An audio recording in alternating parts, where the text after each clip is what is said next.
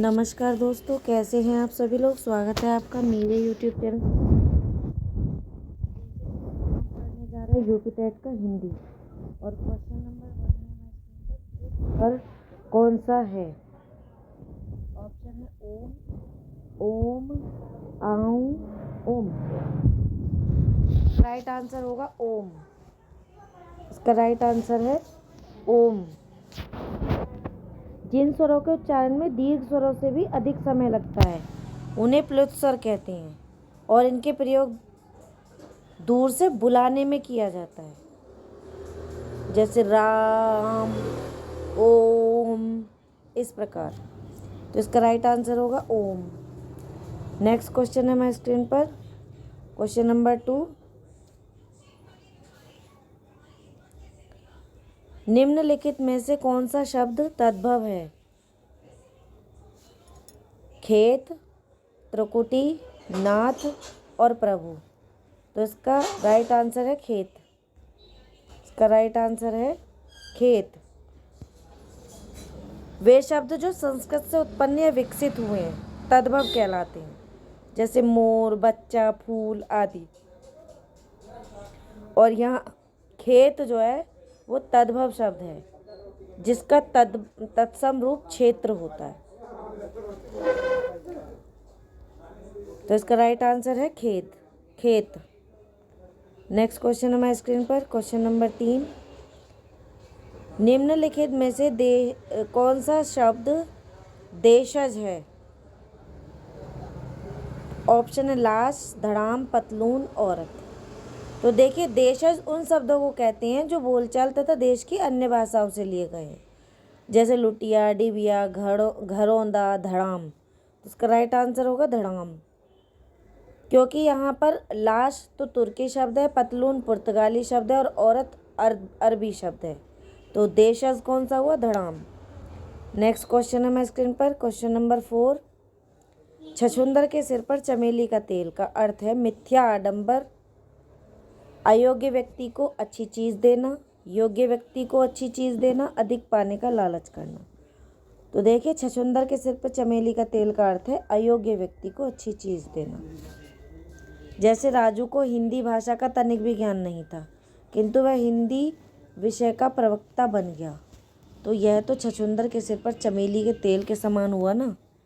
तो इसका right answer होगा अयोग्य व्यक्ति को अच्छी चीज़ देना।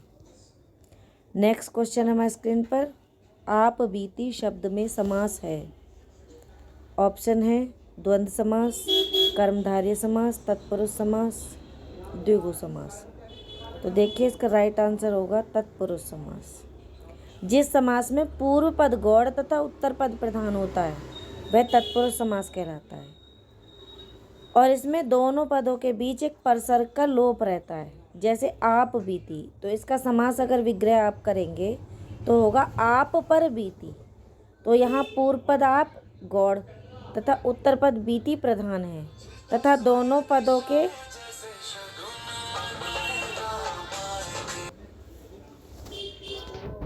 तो यहाँ पर आप बीती, अगर इसका समास विग्रह करेंगे हम तो आप पर बीती। तो यहाँ पूर्व पद आप गौड़ तथा उत्तर पद बीती प्रधान है तथा दोनों पदों के मध्य पर जो परसर्ग का लोप होने के कारण यहाँ अधिकरण तत्पुरुष समास है। तो ऑप्शन में तत्पुरुष समास है, तो यह इसका राइट आंसर हो गया तत्पुरुष समास। नेक्स्ट क्वेश्चन है हमारे स्क्रीन पर, क्वेश्चन नंबर 6। प्रागैतिहासिक में किस उपसर्ग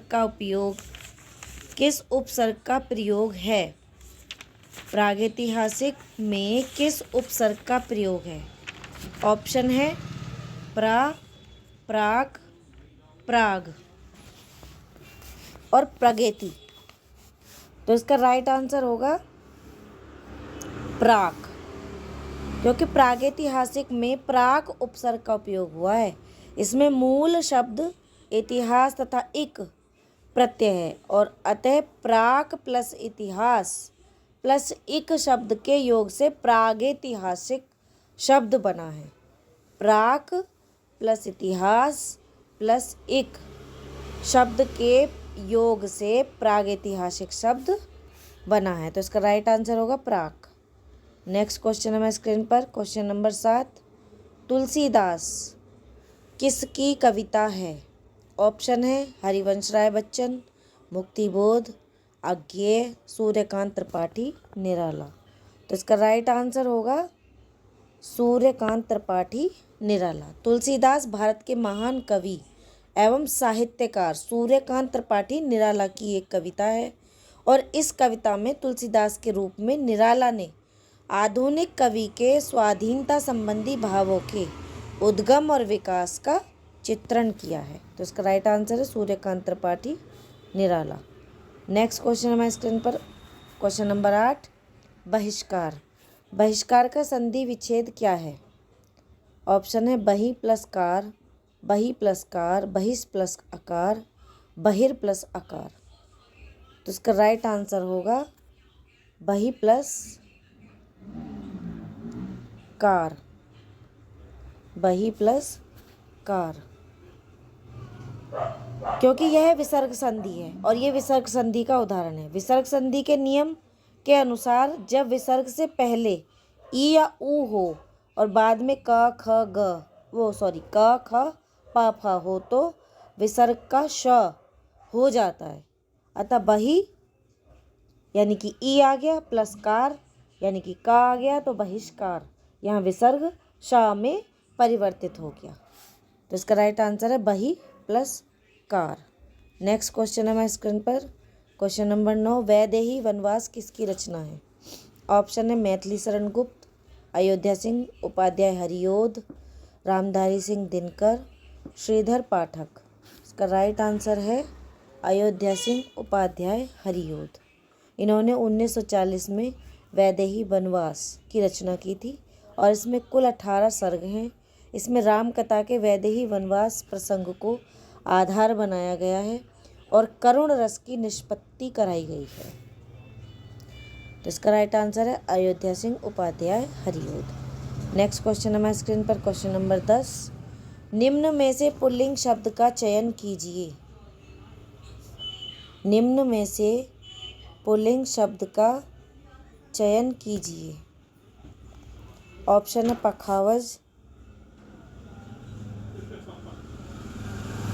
पहिया, लिखावट, मझधार।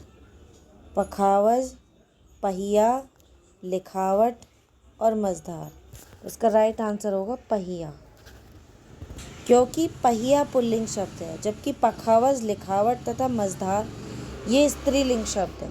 इसका राइट आंसर है पहिया। नेक्स्ट क्वेश्चन है हमारे स्क्रीन पर, क्वेश्चन नंबर 11, निम्न में संयुक्त व्यंजन कौन सा नहीं है? अब देखिए त्रा भी संयुक्त व्यंजन है,क्षा भी और ज्ञा भी संयुक्त व्यंजन है। तो सीधी सी बात है या नहीं है, या संयुक्त व्यंजन नहीं है। तो इसका राइट आंसर या हो जाएगा। त्रा भी संयुक्त व्यंजन है, क्षत्रिय भी संयुक्त व्यंजन है, ज्ञानी भी संयुक्त व्यंजन है, लेकिन या संयुक्त व्यंजन नहीं है और यहाँ पे नहीं है ही पूछा गया है। नेक्स्ट क्वेश्चन है हमारे स्क्रीन पर, क्वेश्चन नंबर 12, मृत्युंजय पद में कौन सा समास है? मृत्युंजय पद में कौन सा समास है? ऑप्शन है बहुब्रीहि समास, द्विगु समास, कर्मधारय समास। तो इसका राइट आंसर होगा ऑप्शन नंबर 1, बहुब्रीहि समास। जब दो पद मिलकर किसी तीसरे पद की ओर संकेत करते हैं तब बहुब्रीहि समास होता है। अब जैसे मृत्युंजय, मृत्युंजय का मतलब है मृत्यु को जीतने वाला अर्थात शिव। तो शिव की बात की गई है यहाँ पर मृत्युंजय, तो यहाँ मृत्यु और जय मिलकर तीसरे पद शिव की ओर संकेत करते हैं। अतः मृत्युंजय में तो क्या होगा? तो बहुब्रीहि समास होगा। नेक्स्ट क्वेश्चन है हमारी स्क्रीन पर, क्वेश्चन नंबर 13, अलंकार में किस उपसर्ग का प्रयोग है? अलंकार में किस उपसर्ग का प्रयोग है? अलन, अल, अलन, अलम। तो इसका राइट आंसर होगा अलम। अलम उपसर्ग का प्रयोग हुआ है अलंकार में। अलम प्लस कार, अलंकार। नेक्स्ट क्वेश्चन हमारे स्क्रीन पर क्वेश्चन नंबर 14। विश्लेषण शब्द का विलोम होगा। विश्लेषण शब्द का विलोम होगा। तो विश्लेषण शब्द का विलोम क्या होगा? ऑप्शन है व्याख्या, विवेचन, संश्लेषण और विभाजित। तो इसका राइट आंसर होगा देखो संश्लेषण। विश्लेषण और इसका विलोम शब्द हो गया संश्लेषण। नेक्स्ट क्वेश्चन हमारे स्क्रीन पर क्वेश्चन नंबर 15। जिनका उच्चारण ऊपर के दांतों पर जीभ लगाने से होता है उन्हें क्या कहते हैं? ऑप्शन है मूर्धन्य, कंठ्य, दंत्य और अनुनासिक। तो देखिए, जिन व्यंजनों का उच्चारण ऊपर के दांतों पर जीभ लगाने से होता है उन्हें दंत्य व्यंजन कहते हैं। कौन से व्यंजन कहते हैं? दंत्य व्यंजन कहते हैं। जैसे त, थ, द, ध और स, ये दंत्य व्यंजन में आते हैं। तो इसका राइट आंसर होगा दंत्य। नेक्स्ट क्वेश्चन हमारे स्क्रीन पर क्वेश्चन नंबर 16। निम्नलिखित में से ऊष्म व्यंजन कौन से हैं? निम्नलिखित में से ऊष्म व्यंजन कौन से हैं? तो ऑप्शन है च, छ, ज, श, श, अ, ब, स, य, र, ल। तो देखिए ऊष्म व्यंजन, इसका राइट आंसर है सेकंड ऑप्शन श, श, स और ह भी ऊष्म व्यंजन में आता है। तो इसका राइट आंसर है श, श, स। नेक्स्ट क्वेश्चन है हमारे स्क्रीन पर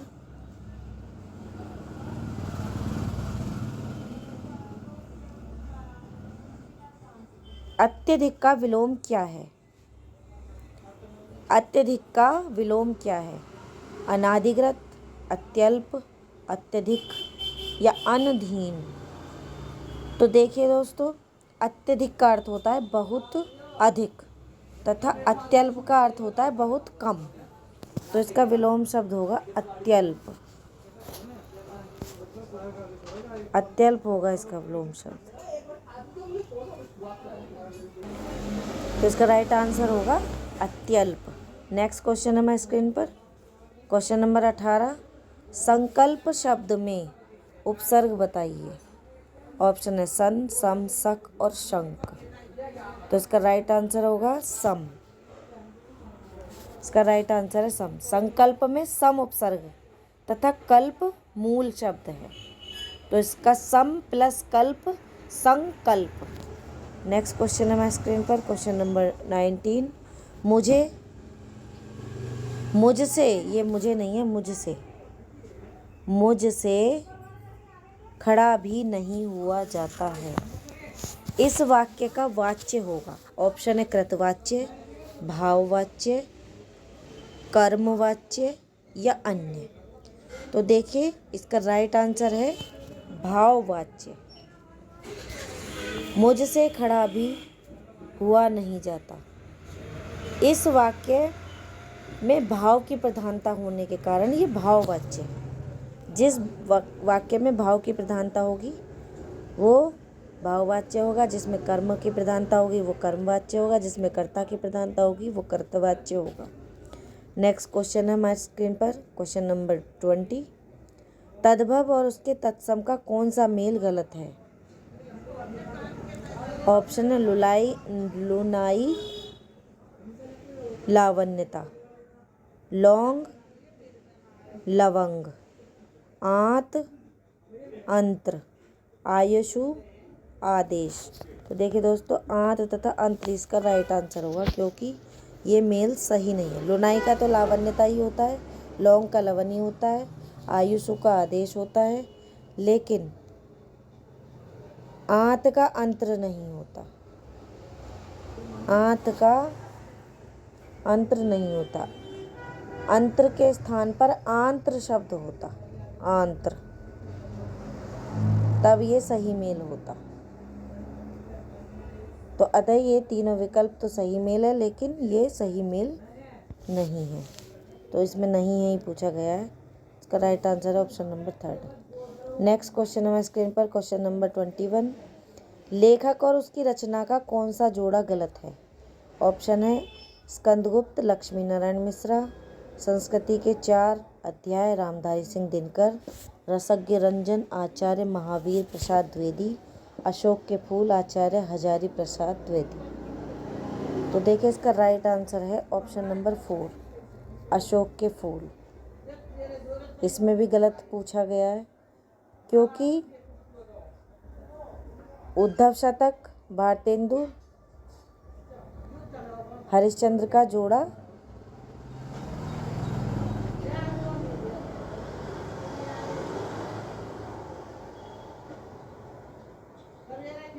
भारतेंदु हरिश्चंद्र का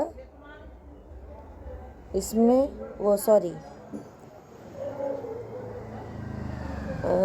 संस्कृति के ये अशोक के फूल आचार्य हजारी प्रसाद द्विवेदी, अशोक के फूल आचार्य हजारी प्रसाद द्विवेदी, ये राइट, इसका जो राइट आंसर है वो ऑप्शन नंबर 1 है स्कंदगुप्त।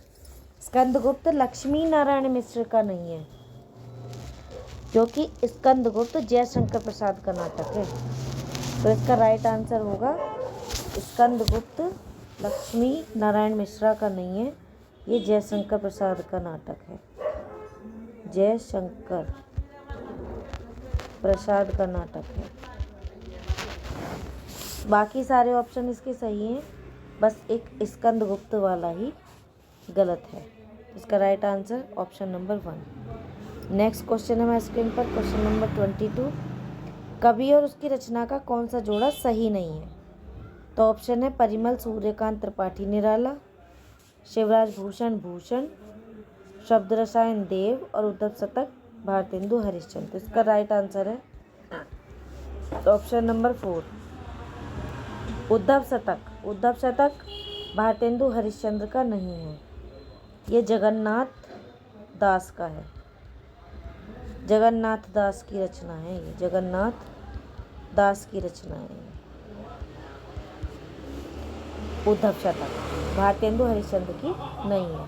इसका राइट आंसर है उद्धव शतक भारतेंदु हरिश्चंद्र। नेक्स्ट क्वेश्चन है स्क्रीन पर, क्वेश्चन नंबर 23। लेखक और उसकी कृति के युग्म में कौन सा युग्म गलत है? ऑप्शन है आर्यों का आदिदेश डॉक्टर संपूर्णानंद, वोल्गा से गंगा राहुल सांकृतायन, सूरज का 7वां घोड़ा धर्मवीर भारती, दर्शन दिग्दर्शन रामचंद्र शुक्ल। तो इसमें कौन सा युग्म गलत है? तो ये लास्ट ऑप्शन है ऑप्शन नंबर 4 दर्शन दिग्दर्शन। ये रामचंद्र शुक्ल का युग्म नहीं है, वो रामचंद्र शुक्ल का नहीं है, इसके लेखक रामचंद्र शुक्ल नहीं है, इसके लेखक राहुल सांकृतायन है, राहुल सांकृतायन है। इसका राइट आंसर होगा ऑप्शन नंबर 4। नेक्स्ट क्वेश्चन है स्क्रीन पर, क्वेश्चन नंबर 24। विराम चिन्ह की दृष्टि से कौन सा वाक्य अशुद्ध है? विराम चिन्ह की दृष्टि से कौन सा वाक्य अशुद्ध है? ऑप्शन है हाँ मेरा यही विचार है, वह ईमानदार परिश्रमी कर्मठ और मृदुभाषी है, उसके पास धन वैभव नौकर चाकर आदि सब कुछ था। आप हमारे घर देखिए ये दिखाई नहीं दे रहा है, ये क्या है? आप हमारे घर, ये अधूरा वाक्य है, ये ठीक से प्रिंट नहीं हो पाया है। आप हमारे घर क्या हो सकता है इसका?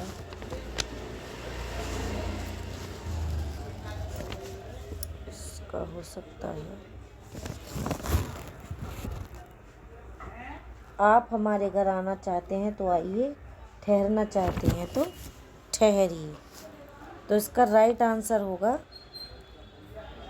जो अशुद्ध वाक्य पूछा है इसमें, कौन सा वाक्य अशुद्ध है? तो ऑप्शन नंबर 1 है हाँ मेरा यही विचार है। जब हाँ अथवा नहीं यहाँ विराम चिन्ह का उपयोग नहीं हुआ है, तो इस दृष्टि से यह वाक्य अशुद्ध है। तो इसका राइट आंसर होगा हाँ, मेरा यही विचार है, ये वाक्य अशुद्ध है। तो इसी के साथ वीडियो यहीं समाप्त होती है दोस्तों। देखिए, आपको वीडियो अवश्य अच्छी लगी होगी तो प्लीज़ चैनल को सब्सक्राइब कर दीजिएगा और वीडियो को लाइक शेयर कर दीजिएगा। धन्यवाद। देखने के लिए धन्यवाद। वीडियो अच्छी लगी हो तो लाइक करें।